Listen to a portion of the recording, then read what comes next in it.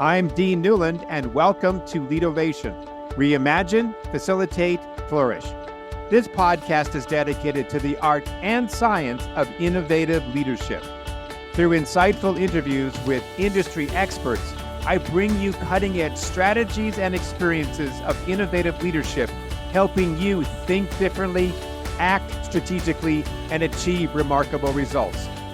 Join me as I provide insights and tools that empower you to make smarter decisions, forge meaningful relationships. Welcome to Leadovation. I think we all would agree that innovation needs creativity, but most leaders probably do not think of themselves as creative. And now that we have AI becoming the dominant technology of today's headlines, we might even think that creativity is being taken over by things like ChatGPT and all the other things that are rolling off the market each day, each month, whatever. My next guest on the Business of Intuition has a different approach. However, he actually thinks that creativity and leadership can be one and the same, and that we can actually foster that and encourage that in order to become more innovative. And instead of thinking of ChatGPT and all the other AI tools that are out there, we can actually use this tool to make ourselves more creative. In fact, which was really fun, at the end of this podcast interview, he actually walked me through a process to be able to create a song that we created together using an AI tool. And then within seconds, was able to hear the song in this bluesy sort of background music. It was fascinating. And so it's something I'm going to be definitely looking into. His name is Jeff Thatcher, and he is the founder and CEO of Creative Principles, an experience design firm delivering creative leadership for world-class brand experiences, corporate visitor centers, museums, themes, parks, and more. From the Al Ain Zoo in the United Arab Emirates, I think it's Dubai, to the Zippo Museum in Bradford, Pennsylvania, Creative Principles has worked with attractions both big and small, whether it's the Petronas AMG Formula One team or the quarterbacks at the College Football Hall of Fame. He knows how to bring great stories to life in some of the world's most memorable experiences. Jeff has been in the experience industry for 40 plus years, and as a creative leader has worked on everything from the opening ceremonies for the Rio 2007 Pan America Games to the grand opening of Warner Brothers World Abu Dhabi, the world's greatest indoor theme park in 2018. Before starting Creative Principles, he worked as an executive creative director at the Brand Experience, where he led a talented team of writers, designers, videographers, programmers, producers, and multimedia experts who delivered award-winning brand experiences for Fortune 500 companies, including Honeywell, Lockheed Martin, and IBM. Mr. Jeff Thatcher on the Business of Intuition. So, Jeff, it's great to have you on the show. Jealous by the fact that you just came back from Italy, but encouraged by what you just told me, because I can't wait to try out some of the places that you just came from. Let's talk about creativity and leadership. Sometimes we see them as being very separate concepts, that you can be creative, which is maybe we relegate that to a certain department, a certain activity. And then we have leadership, which seems to be more about vision and maybe more about management and making sure that things are done on time. But you kind of have a perspective that those two kind of can come together. What is the overlap of creativity and leadership in your mind? You know, almost anyone can come up with a great idea. I'm a believer that everybody has creativity in them. We usually just get it beaten out of us when we're a child, or certainly not when we're a child. It's in the first jobs as a teenager, or certainly in the corporate world or at college. The institutions love to beat creativity out of people, but it's all there. Creativity's there, and people come up with great ideas all the time. I mean, as a consultant, the first thing I do is I ask my clients, the people I meet, hey, what's going on? What do you think? What do you think about this? What do you think about that? What kind of ideas have you had?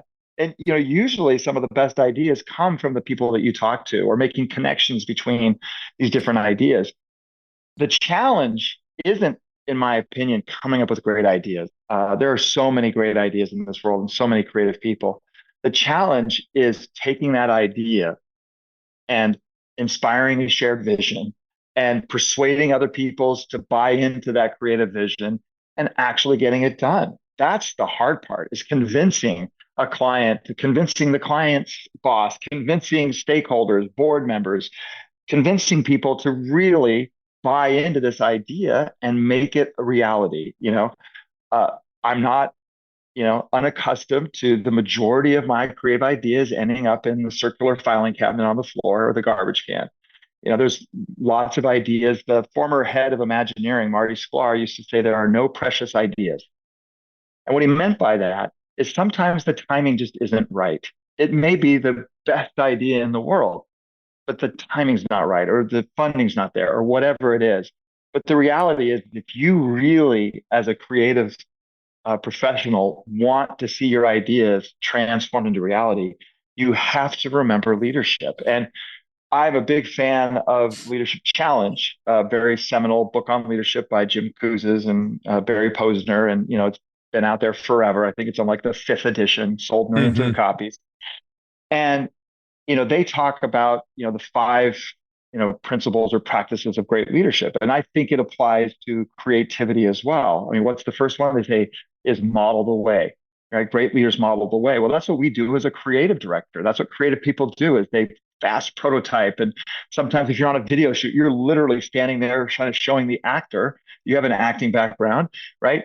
That's what the director does, is like, let me model the way. Let me show you how to do this. And that's what creative people do. And then the second one is challenge the process. And, I think for creativity, sometimes you have to recognize that I'm not going to challenge the process. I'm just going to pretend there's not a process at all. I'm just going to avoid the process. I'm going to ignore the process, and I'm going to go out on my own. And then inspire a shared vision is probably the most important of all of these. And this isn't in their book, but I was reading a story once. It was Quentin Tarantino talking about one of his inspirations as a director, Terry Gilliam, who did Time Bandits in Brazil and all these great movies, right? These great films. And Terry Gilliam always said that his job as a director is simply to hire the best people and then inspire a shared vision and let them loose and then get them all inspired around a shared vision. And so, that's, part of what a creative person must do if they want to actually see their ideas become a reality. Is you have to inspire people to a shared vision. You have to get them excited. And that's, there's just so many little things that go into it. You have to manage expectations. You have to really help people as you inspire a shared vision. You have to help people, especially your client. You have to help them understand the roles of everybody on the team. And I'll give you an example. Worked with this amazing designer. He's German. Bjorn Kemper was his name. And a lot of people really struggled with him because he would sit in the charrette or the brainstorming meetings, and he would sit quietly taking notes, almost looked grouchy, right? And then all of a sudden he would spill out this comment, and it was almost always critical, right? And people would get offended. And just that alone, having your lead designer on the team be put in a position where he might offend people, could disrupt the project completely. So what we would do is we would go around there during introductions and we'd say, this is Bjorn, he's from Germany. That means his role is to sit here brooding and thinking and looking mean until it's time for him to share a critical comment. And then he'll say something and you'll go, oh my gosh, that's so rude. But don't worry, that's his role. He's German and he's a designer. So you told people that up front. That was established up front. That's his job. His job in this room, we're in this creative brainstorming. His job is going to be to push us, and he's going to and his job is to be critical. And let's embrace that. Let's accept that. We need somebody on the team like that. And if you do that, if you manage those expectations that way, people are like, oh, he's our German. I get it. I get it. I'm stereotyping a bit, but it is true. There's a reason why they're stereotypes. They're often true. So you have to do that. You have to tell people around the room, okay, this is our producer. There are times when our producers, you're going to feel like you're being manipulated by our producer, but guess what? That's what producers do. Producers help us to get things done. And sometimes they do that by withholding information, by maneuvering, by telling everybody that they're your favorite. It's fine. That's their job. Their job is to get things done. We want them to do that. And then, of course, there's me as the creative director. I get easily distracted. You know what I mean? squirrel, I'm looking all over the place. You Right. have to help people. I mean, I don't know how familiar you are with the Belbin team profiles. Meredith Belbin was this doctor in the UK who identified these behavioral principles that define behavior. And he found that the most successful teams, those people on those teams, they have their strengths, of course, and then they have what he calls allowable weaknesses. It's very important Mm. if you're on a team that's trying to make something really cool happen, to take an idea, a creative idea, and turn that creative idea into reality, you have to be forgiving of each other's allowable weaknesses. So, Mm. for example, I'm a plant. That means that I'm an idea person. I am easily distracted. And sometimes I don't communicate as well as I need to because I'm so focused on getting something done. I'm also what's called a shaper. And a shaper, their allowable weaknesses, they're prone to provoke. I provoke people sometimes with my ideas. But then there are other people like a coordinator or a team, a completer finisher. They have different allowable weaknesses. And I love the word allowable weakness because if you're trying to get something done from a leadership perspective around creativity, you have to be patient and forgiving with each other because everybody has a role on the team. Right. And with your background in theater, you certainly understand that as well. That you don't want the the theater hands that are building the set to be you know the stage manager. The Right. stage manager has to soothe feelings and massage egos and Yep. really help people. Everyone feels important, and then also get you where you need to be. So, we all have these natural strengths and we all have these allowable weaknesses. It's a And great idea. So your point's so well taken. Reminds me of a book you probably know. It's called The Six Thinking Hats. And never heard of it. All check it right. out, because it's All right. essentially it's the same sort of thing that you're talking about, where it could be a creative conversation, it could be even a meeting. You're just trying to get the best result, and you assign people a different hat, and the hat means something like, all right, you're wearing this color hat. That means you're going to be focusing more on the conversation and how it affects the team and the culture. And this other colored hat means you're going to be more focused on, where are there problems that we should be looking at? And somebody else going to be focused on finance. Somebody's going to be focused on the biggest, wildest, harebrained idea. I mean, essentially, it's you could assign people anything. But I love what you had just said about being able to ease people into this creative process by saying, this is our role. This is how we're going to go about doing it, each individual person's role, so that we don't come to this conversation with our own particular bias about how this should go. I want, Yeah. we all aren't going to feel the same way coming into it, but let's focus on that. Let me go back to something you said earlier, Jeff, because you were talking about that the hard part is getting the great idea implemented, and that no idea, no creative thought is sacred. All that being said, how do we get people to buy into a creative idea that wasn't their own? Well, the big part of that is involving them in the process.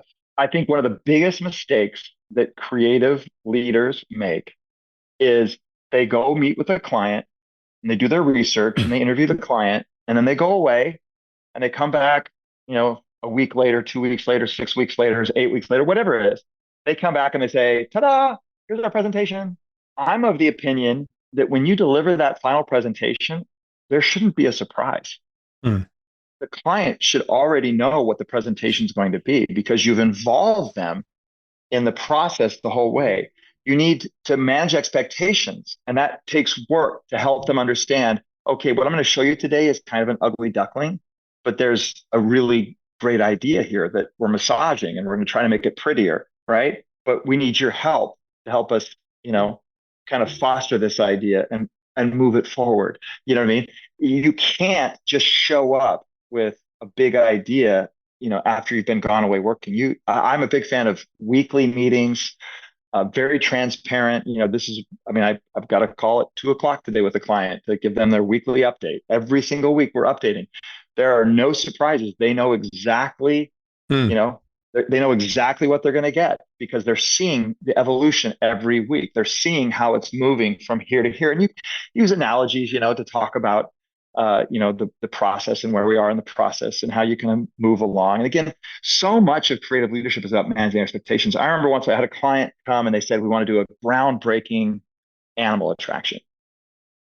And the first thing I said is, love to help you, but are you sure? Because I'm not going to do this unless you really, really want something groundbreaking. And they said, yeah, of course we want something groundbreaking. I said, okay, if that's true, love it. But you do know that if I deliver something groundbreaking to you, that your staff, right, your other executives on your team, one or two of those are going to tell you that this is impossible and can't be done.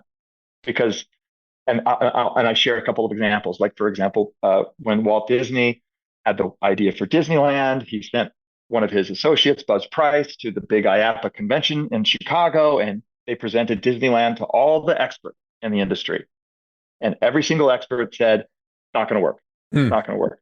I said, if I come back to you with a groundbreaking idea, you're going to have people on your team who tell you this is not possible. So as long as you're okay with that, I would love to deliver you a groundbreaking idea, but you have to know ahead of time that it's going to be an idea that people on your team are going to say it's not possible. And you have to back me up, back our team up when this, I don't know who it's going to be, but somebody on your team is going to say it's not possible. And so he said, sure. He's like, yeah, so sure. So sure enough, we did come up with not getting too much detail, but it was basically a zoo that doesn't talk about conservation ever. Like, because we wanted to tap into the emotion around animals. Everyone loves animals. Everyone is afraid of animals. We all know what it's like. You're walking on a trail in the desert in Phoenix up Camelback Mountain, and you hear a rattle. Yep. What do? You jump. Right? You jump. You're afraid, right? You're afraid, but you can turn that fear into respect, and that respect leads to conservation. Or, you're going for a horseback ride in Arizona, and you pat the horse on the side and you give it an apple, and you love it. You love this animal, and that love can translate to caring, and that caring can translate into conservation. But why don't we do an animal attraction, where we never talk about conservation? It's not important. But we can scare people. So sure enough, of course, we present this idea that you can't do that. You can't scare people in a zoo. Why not? Well, you can't do that. No, you can't do that. Well, why not? Right? So. And I have to ask now, you've got me. How did you then scare people? What was the idea? Are you able to share that? I can't share you the details, but I will tell you that there's a lot of ways in theme parks, and zoos are very much like theme parks, that we can scare people. You know what I mean? There's a lot of great rides. Disney is actually, I like to give Disney credit. They're probably the only, they've created 2 attractions over the year where literally if you go, you'll see parents running out with their children crying and screaming. And one was It's Tough to Be a Bug, which I think they've closed. Now I'm not sure. There was a 3D, 4D, immersive theater in the tree at the Animal Kingdom. And it scared the crap out of people. I mean, they're literally black widows coming down out of the ceiling. And then they hit you with blasters and stringers, on your feet. So you think bugs are running across the floor. Well, it scared people. I mean, it scared people. And they had another attraction, which was fantastic, but they closed it because it literally was called Alien Encounter. And it scared the crap out of people. And you would come in and you would sit down. It was in Tomorrowland. You'd sit down and they'd lock you in, like in a thing. And then they were saying, oh, we're doing this experiment here. We're going to transport, people across and they accidentally transported an alien into this big glass tube in the center. And then the alien got out. And like they had like hot air blow on your neck. Ooh. Like as you heard it with speakers, the alien animal that looked like aliens, from Sigourney Weaver aliens, come around. I mean, literally, I was next to this 11-year-old kid who was literally yelling, "Mommy!" like screaming, So yes, you can definitely scare people, and of course, Halloween's a huge market in the experience industry. People love Halloween; they love being scared. So yeah, and anyone who's ever hiked in the wilderness or been in the ocean or been anywhere, we have a natural fear of animals. Right. That's a good point. You have to manage. My point is, you have to manage it. The point is, going back to it, is one, how do you get someone to adopt an idea that's not theirs? Well, first of all, you have to involve them in the process. Yes. And second of all, you have to manage expectations. Those 2 things. Involve them early and involve them throughout, So they feel like it's their idea. It's not my idea. It's their idea. And and then second, you just have to manage expectations.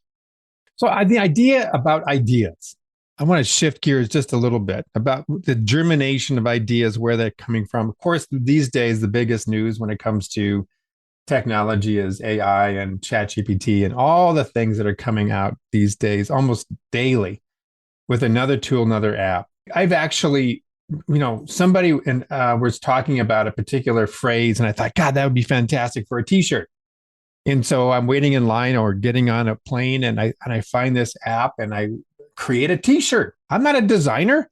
I don't know colors. I don't know how to create a logo, but I asked the prompt to do whatever I asked it to do. It created some pretty cool outcomes. I couldn't do that on my own, but I could come up with the right question. So talk to me about how AI is either enabler or a disabler of creativity. When we first saw Midjourney and Dolly 2, 2.5, 3 years ago, I think it is now, it was amazing, rocked our world, if you will. So what did you say? What's the phrase? You saw what?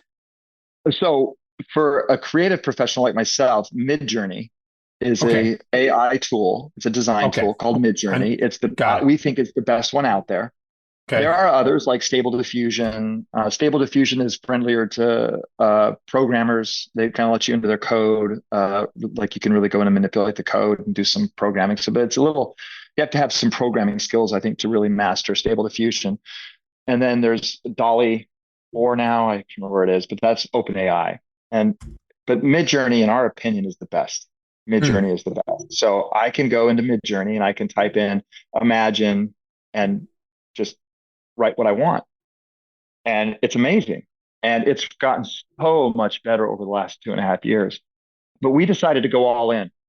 We immediately canceled our subscription to Getty, canceled our subscription to the stock houses. Because, I mean, how would we get ideas in the past? We would go onto the stock houses, we'd go into Google and we type ideas like, oh, we have this idea for, I'm going to make this up, but we have this idea for a coffee shop, in the roots of a banyan tree.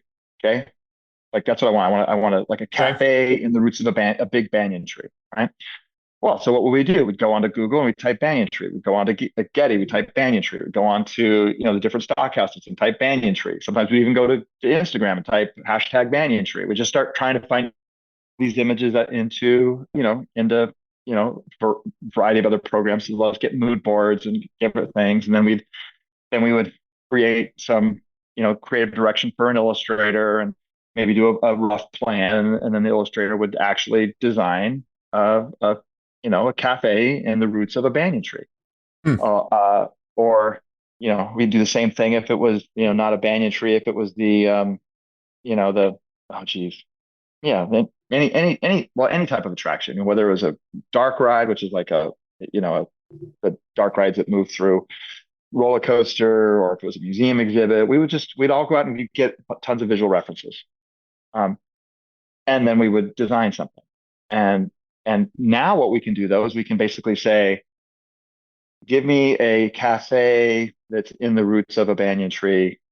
And then you can give it a couple of other prompts and then it just starts generating images. And you're like, okay, great. And then you can like, oh no, that's really good, but I'd like it more colorful. Or, oh, that's really good, but I'd like to, have you know, the roots exposed or whatever. You can just start Hmm. adding additional, and then you get a rendering that's really nice.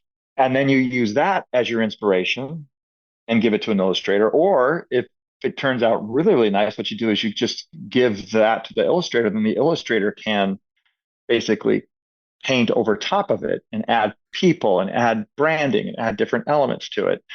But our illustrator Zoe, we're a family company, so it's my daughter Zoe and my daughter Mia are both illustrators for us. They feel like that Midjourney and AI it's actually making them a better artist because it's like they're seeing things like they'll do a rendering and they'll be like, oh, but yeah, I like what you did over there. That's really cool. I'm gonna steal that idea and come over here. And, you know, Yeah. so yeah, so it's really fast, and you can do it. You can ask it to produce it in any style. You can ask it to do it at night. You can do it in the day. You can do all kinds of things. But illustrators in concept art illustrators in our industry, and I think in Hollywood to a certain degree as well, have always been what's called mashup artists. They don't actually, most people don't know this, but they don't actually draw a rock by hand. They go onto Google or they go onto one of the stock houses and they search for rocks. Sure. They grab a rock they want, they drop it into Photoshop or Procreate, and then they paint over it and make it look nice, manipulate it, make it look nice. Well, the difference now is they don't have to mash up. They can just very specific. I'll give you an example. Zoe needed an illustration. We were doing an exhibit for a educational attraction, like an educational experience where they're trying to help high school students really understand what they're passionate about, because most people graduate high school not knowing what they like. Right. Our education system is failing them miserably, right? So they leave high school. I did. I left high school not knowing what I was good at and not knowing what I liked. So they're trying to help people in the teenage years really figure out what they like, what they're passionate about. And they're going to do that by exposing them to a bunch of different career options and career paths. And so, but we needed a construction worker in a hard hat with his thumbs up like this, with his thumbs up, looking up at a scissor lift. That's what we needed. So you can just go into Midjourney, you can type, give me a construction worker wearing a yellow vest with his arm up, pointing the thumbs up, and then boom, it generates it to you. Grab it, drop it into your rendering, paint over it, you're good to go. So it's an enabler. The writing side of it is also, I mean, it's just amazing. But you and I both facilitate workshops, right? Creative workshops, leadership workshops, things like that. We did a workshop recently where every time when they came back from their break, we had a new series of songs for them to listen to that were all based on what we discussed for the last 2 hours. Custom made. Yeah. Custom scripts. Now you can have ChatGPT write the scripts for you. And sometimes you'll do that rhyming, like where I'll do a rough script or rough lyrics, and they'll say, turn this, can you help me get this rhyming? And again, people are like, oh, that's cheating. Listen, you can go down and look at my desk. I have a rhyming dictionary that sits on my desk because that's how I'm not that smart. I can't come up with rhyming words just off the top of my head. I have to get a rhyming dictionary. Those of us that are probably old enough remember Rodale's great synonym finder, big red book synonym finder. Yeah. It's awesome. Right. I mean, so it's not that I'm cheating. It's just I'm getting help a lot faster than I got help before. Because before I'd have to get the dictionary. I mean, again, those of us of a certain generation have a bookshelf full of dictionaries and synonym finders, thesauruses, rhyming dictionaries, you name it, because that's we needed it to work as we wrote. Now you could just go in and say, hey, I wrote this lyric, can you help me have it rhyme? And then turn it into a rhyme, drop it in. But research, can you actually turn it into a song when you have somebody actually singing it, or would it just be a text version? Oh no, it's a song. I can make one for you right now if you want. That's fascinating. I know about the ability to kind of create the text, but I don't know how to be able to turn it into an actual song that you hear somebody singing. No, I listen, I will tell you what, I will send you a song. All right, that you can put into the podcast.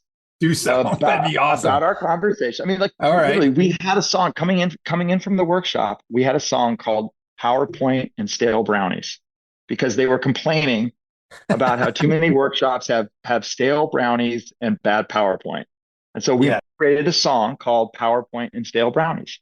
And then they come back from the workshop and they hear it and they're like, they look around and they're like, wait, how'd you do that? And it's like, well, we did it with technology. Well, what is it? So now I have to dig into this, Jeff. So are you using Midjourney to do that or something else? No, that's a different one. It's, hold on a second. That one is, what's our song app? Hold on a second here. It's called the Suno. Suno. Suno. Okay. Suno. And so literally I I'll have to log in real quick. I push a create button, right? And you log in and then you can create a song. I mean, listen, I don't want to take us down a rabbit hole, but that's awesome. There we are right here. song description, right? So I want to actually do a custom song because I like one of my own lyrics, right? So I can basically say, Dean, Dean, right? He's he's a man who is pretty lean because you look like you're fit, right? I'm looking at a Zoom, right? Yeah. Yeah. Um, you know, he turned acting into coaching, and now he's podcasting. Uh, um, um, what rhymes with coaching? Podcasting Now he's with hosting. Well, no, now he's podcasting, hosting. I don't know. no now okay, and now he's A the podcast very host. best at hosting, right? Okay, good. Yeah. Podcasts, podcast, right? O O, right? Dean is the hostess. There you go, hostess with the mostest, right? All right. Yeah. Okay. What style do you want? What style of music do you like? I love blues. Blues. Okay. Okay. All right. And So Dean those of you who are listening in on Dean this, he's actually host. showing this to me. I can watch this. He's okay.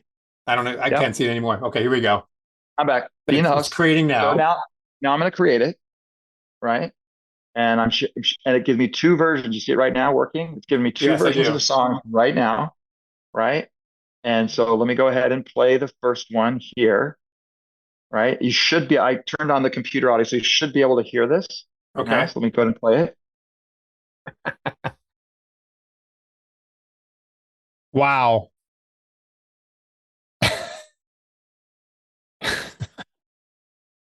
Oh, that's the Awesome. first version. Now I'll give you the second version here really quick.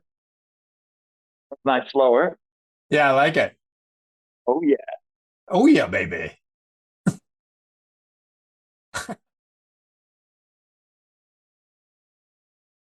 Oh. This is all AI. This is fantastic.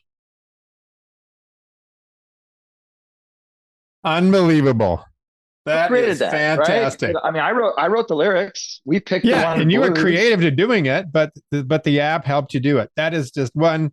You make a great point about creativity and AI, and it was a great demo for that very purpose. That was fantastic. Really good.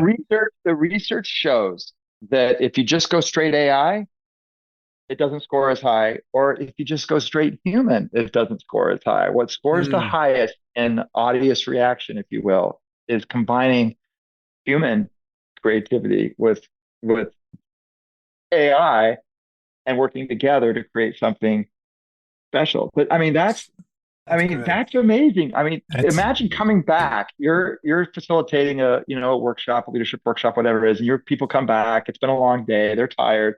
yeah. And every single time they come back, there's a new song for them to listen to. Because you're usually playing music anyway, right? Right. Right.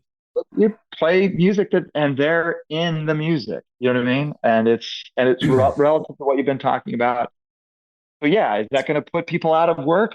I don't know, probably. But by the same token, I think who AI is going to put out of work are people that refuse to work with it. Mm, Like if I'm a musician, if I'm a designer, if I'm a writer, if I'm a creative, and I'm like, I'm not going to use it. I'm a purist, not going to use right. it. Right. Then I think your days are numbered. But you still have to be creative. I mean, you and I mean, you saw we wrote the script together. Right.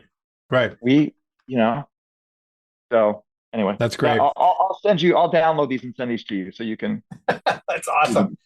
That's great. So I think that the two things that really came out of this was that the blending of creativity and leadership. You made some great points that we got to involve people, set good expectations. You had some great stories about that. And then, of course, the human creativity with the tool of AI, blending those two things together can really create some wonderful outcomes. Love it, man. So tell people how they can follow you, get to know more about what you're about. So the easiest way to find me is just go on to Google or whatever and just type Jeff Thatcher. It's Geoff Thatcher, like the prime minister. And you can Yep. find me on Instagram. You can find me on on LinkedIn. You can find my website at creativeprinciples.com, jeffbatcher.com. And, we also wrote a book, The CEO's Time Machine. You can find that on Amazon and all the usual places. And it was got great reviews, but you found it's a lot easier to write and publish a book than it is to sell a book, as my Yes. yearly royalty check for like $16.49 is a test to. But we're really proud of the book. It's a great story. And so, listen, if you ever need help with creating an experience, whether it's at a museum, a theme park, or a brand experience, we'd love to help. Wonderful. Jeff, thank you so much for your time. It's been a lot of fun. Anytime. Thank you for listening to Leadervation with Dean Newland. If you enjoyed the show, please subscribe, rate, and review on Apple Podcasts, Spotify, or wherever you get your podcasts. If you'd like to learn more about Dean or Mission Facilitators Leadership, go to mfileadership.com. That's mfileadership.com, or check the show notes. Reimagine, facilitate, flourish. Transform your leadership success with Leadervation.